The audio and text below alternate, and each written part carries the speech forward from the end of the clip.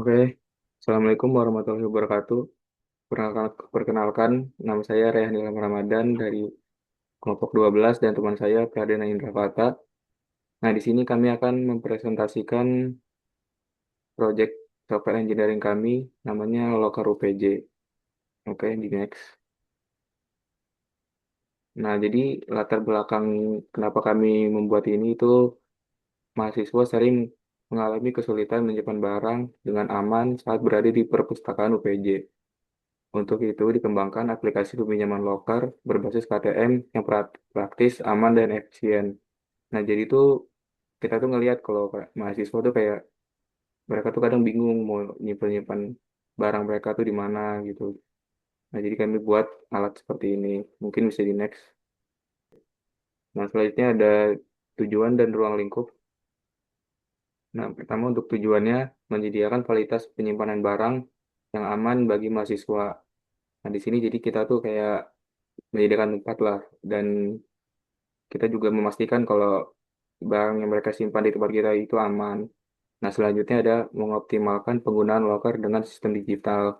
Nah, jadi di sini nanti sistem digitalnya itu mereka nggak perlu lagi pakai kunci, tapi hanya perlu men-scan KTM mereka. Nah, selanjutnya ada meminimalisir kehilangan barang. Hampir-hampir mirip sama yang pertama tadi, keamanan. Nah, selanjutnya meningkatkan efisiensi layanan perpustakaan. Nah, karena ini menggunakan sistem scan jadi lebih efisien. Nah, selanjutnya untuk ruang lingkupnya, sistem berbasis aplikasi web dan integrasi hardware barcode scan loker otomatis. Nah, jadi nanti mahasiswa tuh bisa buka webnya juga ngelihat kayak loker mana aja nih yang masih ada. Habis itu bisa nge-scan buat ngebuka lokernya. Nah, selanjutnya hanya untuk mahasiswa UPJ aktif dengan KTM aktif. Nah, jadi kalau mahasiswa udah lulus, KTM-nya udah nggak aktif atau udah di DO kayak gitu, udah nggak bisa lagi nih pakai loker di UPJ. Nah, selanjutnya area layanan terbatas pada perpustakaan UPJ. Nah, jadi untuk saat ini rencana kita cuma ada di perpustakaan saja. Oke, bisa di next. Nah, selanjutnya ada deskripsi umum, fungsi utama sistem. Yang pertama ada autentifikasi menggunakan KTM, scan atau scan barcode. Selanjutnya ada peminjaman dengan pengembalian otomatis loker. Selanjutnya, notifikasi pengingat batas waktu peminjaman. Nah, jadi kalau misalnya dia udah kayak amin berapa jam gitu, mungkin nanti di HP-nya akan kami kirimkan notifikasi. Sehingga dia ini ingat kalau harus ngambil barangnya lagi. Nah, selanjutnya monitoring ketersediaan loker secara real time. Nah, nanti ada kayak indikator bar warnanya gitu. Kalau lokernya udah kepinjam atau belum dipinjam di aplikasinya, di web. Nah, selanjutnya manajemen penggunaan loker oleh admin. Nah, jadi di sini nanti juga ada admin nih yang bisa ngatur flow dari lokernya itu. Nah, selanjutnya ada karakteristik pengguna. Yang pertama, mahasiswa, pengguna utama loker. Lalu yang kedua, admin perpustakaan.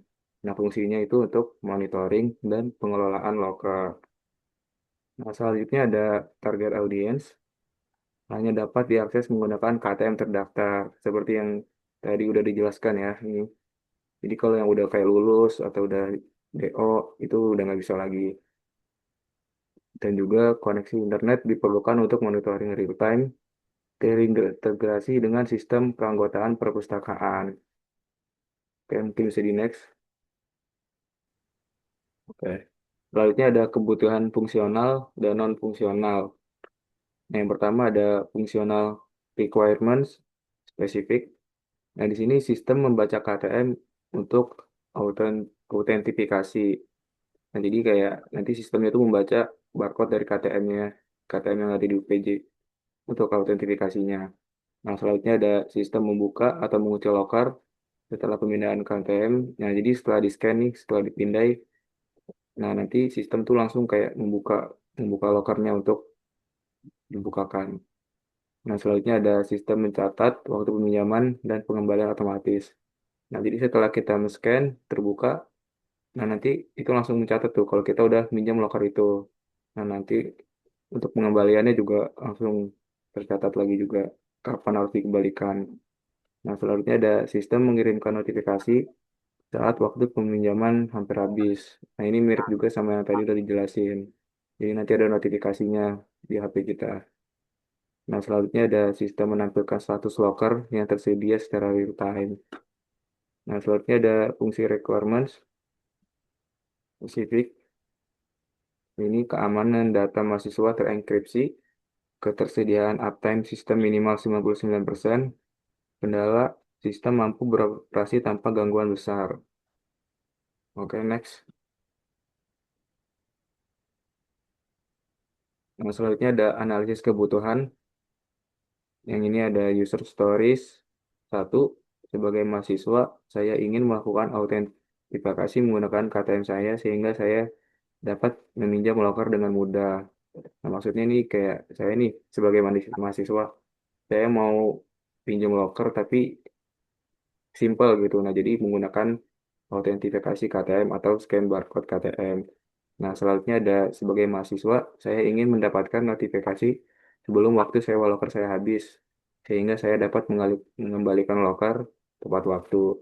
Nah, jadi ini kalau kayak misalnya kan orang kan kadang lupa ya, kita udah tanggat waktunya nih harus ngambil barang. Nah, jadi dengan adanya notifikasi ini mahasiswa tuh nggak kelupaan lah. Yang ketiga, sebagai mahasiswa, saya ingin mengecek ketersediaan loker sehingga saya dapat menemukan loker yang kosong dengan cepat. Nah, di sini juga penting ya, soalnya kan kalau kita harus ngecek satu-satu kalau mana loker yang masih bisa kan lama. Nah, jadi di sini udah ada barnya nanti mana yang kosong, mana yang sudah terisi. Nah, selanjutnya sebagai admin, saya ingin melihat dan mengelola penggunaan loker sehingga saya dapat memantau ketersediaan loker. Nah, di sini admin juga bisa ngecek mana yang tersedia, gitu juga bisa. Terus selanjutnya ada sebagai admin, saya ingin meriset loker dari jarak jauh sehingga saya dapat membantu mahasiswa yang mengalami kendala. Nah, mungkin ini kalau kayak ternyata lokernya nggak bisa dibuka atau bar bar peminjamannya nggak mau hilang-hilang. Nah, di sini admin bisa membantu. Nah, selanjutnya ada akseptansi kriteria. KTM yang valid berhasil membuka atau memesan loker.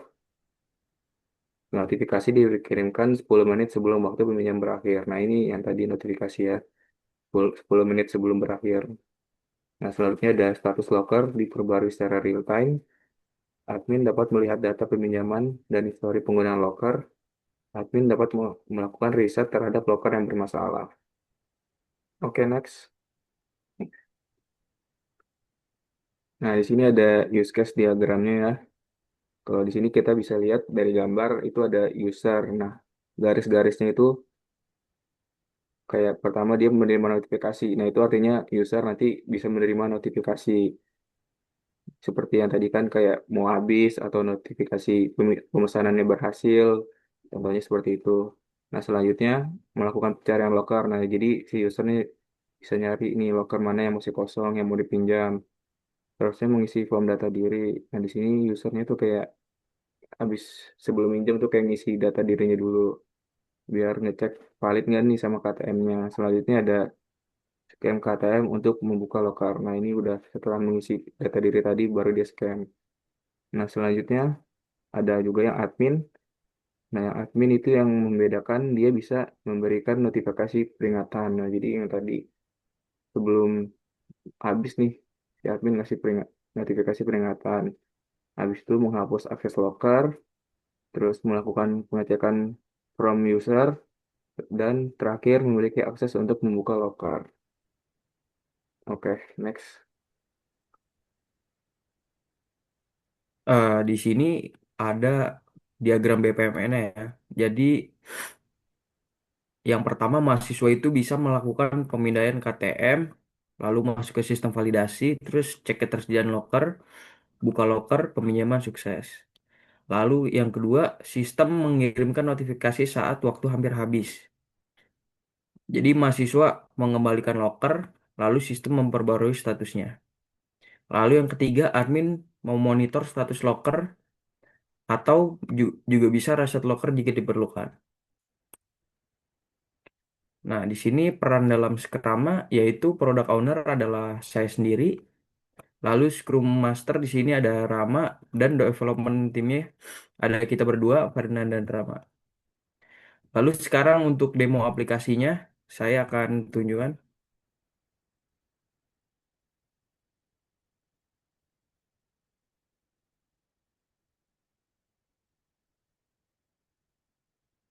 Di sini untuk tampilan awalnya kita di sini ada di headernya di sini ada tulisan Locker UPJ dan di sini menunya ada Home, Dashboard, Locker Map dan Book Now. Nah, di sini Smart Locker untuk modern student ya. Nah, kita di sini kalau mau mencet Book a Locker Now, sekarang kita pencet. Nah, ini harus login dulu. Jadi kita di sini login menggunakan akun student. Jadi user memang harus eh, mahasiswa aktif ya, yang memiliki akun student juga. Sini kita login dulu.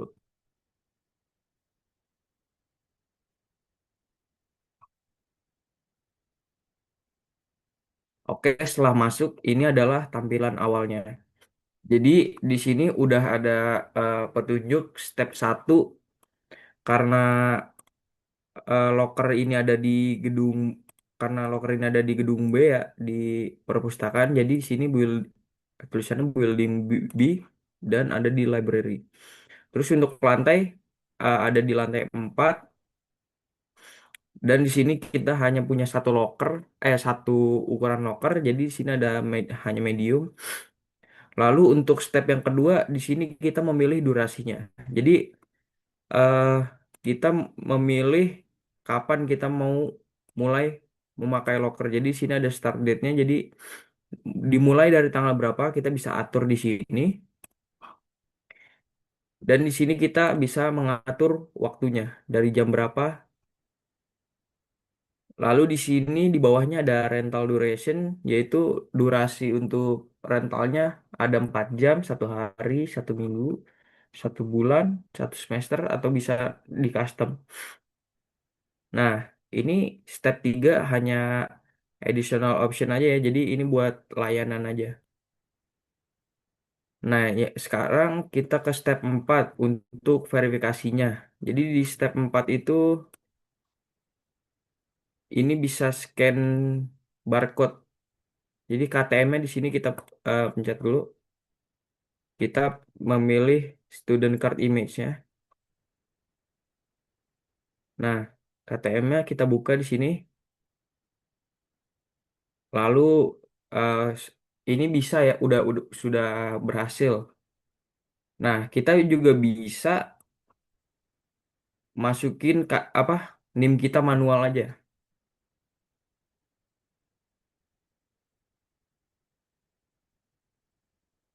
Tuh. Jadi bisa dua-duanya. Jadi misalnya eh mahasiswa tidak punya KTM, kita bisa memasukkan manual begini. Nah, setelah selesai, ini akan ada eh, step 5 ini ada konfirmasi. Lalu di sebelah kanan, di sini ada booking summary-nya. Jadi eh, lokasi ada di gedung B, size medium, terus durasi 1 hari, terus dimulai kita meminjam ini ada tanggal 10 Desember dari jam 9 pagi. Nah, oke, yang selanjutnya kita kembali dulu, lalu kita ke dashboard. Nah, di dashboard ini kita bisa melihat hasil pemesanan kita. Jadi ini ya, ada yang aktif di gedung B lantai 4, locker B4045. Nah, di sini kita punya dua reservation ya. Jadi ini yang aktif, yang atas yang aktif, dan yang bawah ini yang mau expire. Jadi waktu peminjamannya udah mau berakhir. Nah, di sini kita bisa extend dengan cara kita scan lagi. Nah, terus di bawah sini ada recent activity. Jadi aktivitas kita terdetek di sini ya. Eh, Membuka locker, rental locker, atau new reservation ya.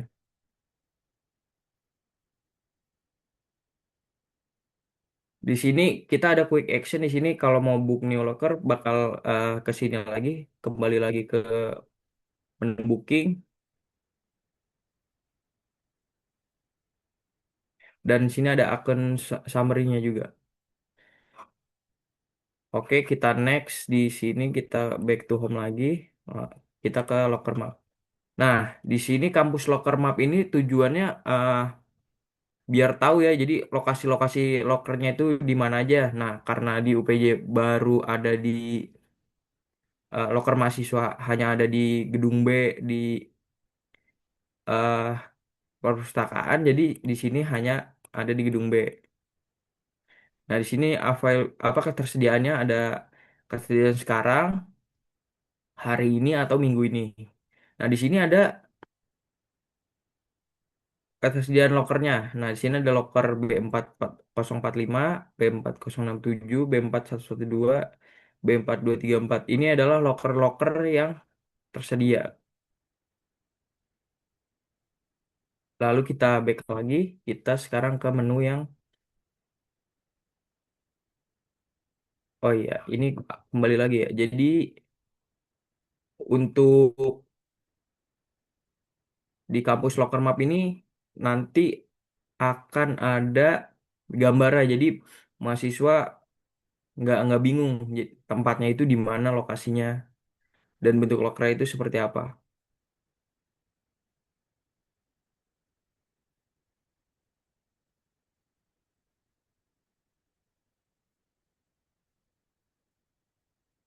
Untuk demo aplikasinya mungkin udah cukup sampai segitu. Eh, Kami dari kelompok 12 mengucapkan terima kasih. Mohon maaf atas